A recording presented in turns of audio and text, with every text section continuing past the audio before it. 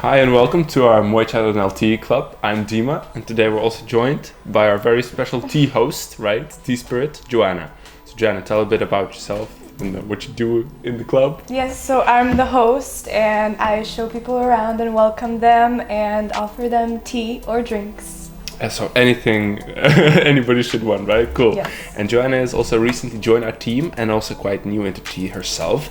And today we're actually going to be tasting one of our most expensive teas in store. So this is the sheng raw pu-erh, and it's from the teas we have the most expensive one at €45 per 50 gram.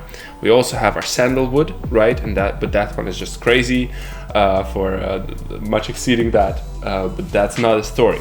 So Joanna is pretty new.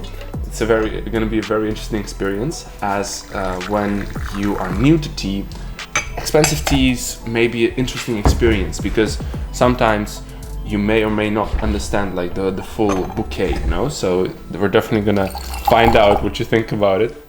I really wonder. For anybody that's new and never seen this style of tea making, this is Kung Fu Cha, actually. So we use small tea infusion chambers. This is, for example, a Gaiwan. It's called a cup with lid.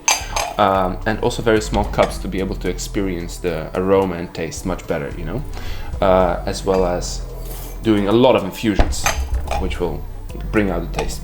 Right now I'm gonna do some very funky stuff. You're familiar with it, right? But this is just to get the smell, basically woken up smell of this tea. So what I want you to do is to grab the Gaiwan, open it just a bit and enjoy, okay? This is one of the first smells. Thank you.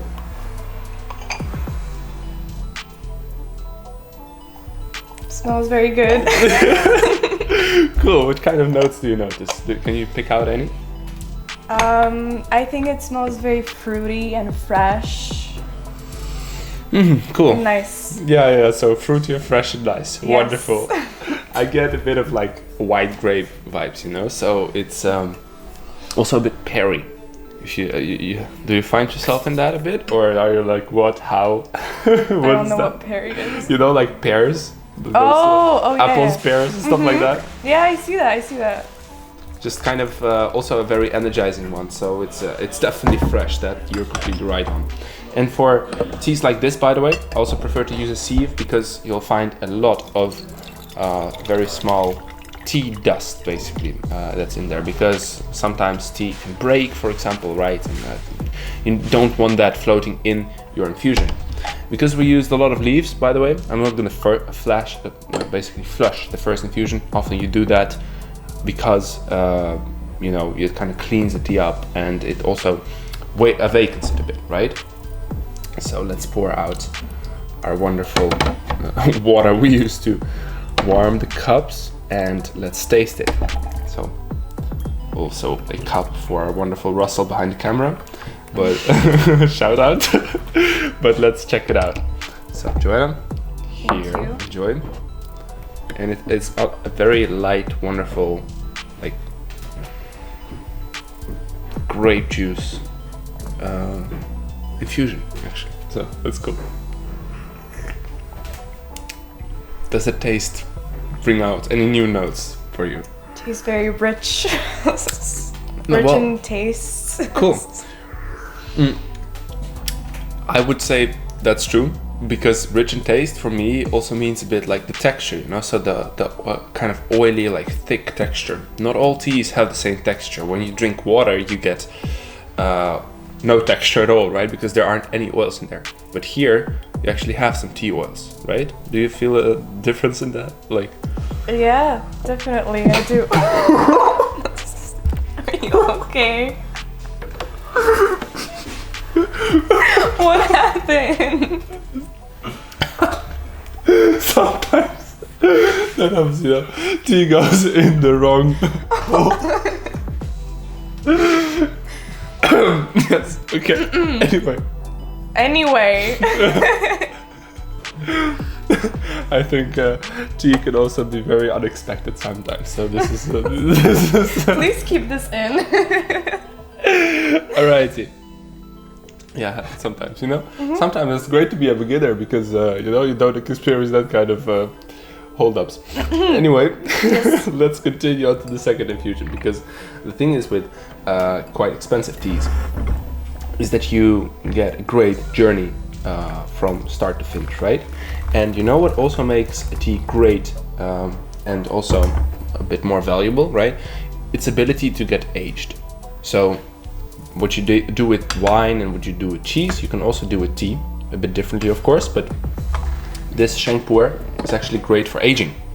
So what you could do is literally buy this tea and have it in store for multiple years, and the taste would get very different also. So aged teas, which are commonly referred as lao cha, right? They are deeper in taste. So if you right now experience a richness, right, you will definitely experience more of that if you let it sit for a couple of years. So it's a long-term investment, you know, you could call it. Yes.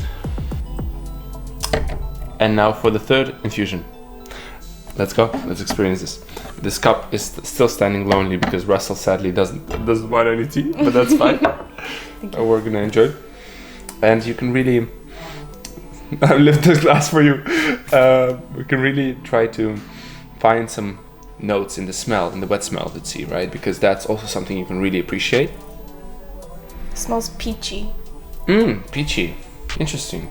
The lightness of the smell, right? Like also a bit of the oiliness that's in there. For me, it's indeed still more of the pear and white grapes, you know, but like peaches. It's a cool one. I see that too.